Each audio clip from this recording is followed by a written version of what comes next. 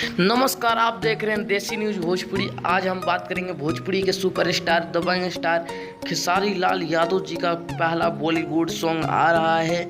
इसके बारे में पूरी इन्फॉर्मेशन दी जाएगी, तो वीडियो को पूरा शुरू से लेके अंतिम तक जरूर देखें और नए हैं तो चैनल को सब्सक्राइब करें। धन्यवाद। चलिए वीडियो शुरू करते हैं। आप सभी को बता दें, पहला हिंदी गाने का रिकॉर्डिंग हो चुका है सुपरस्टार खेसारी लाल यादव जी का, जिसके गीतकार है यादव राज। उन्होंने खुद दावा किया और पोस्ट भी जारी किया है कि उनका रिकॉर्डिंग हो चुका है फाइनल। और आप सभी को बता दें, ये गाना आप सभी को हिंदी म्यूजिक चैनल पर ही सुनने को मिलेगा, जिस कंपनी का नाम है सोनी म्यूजिक रीजनल।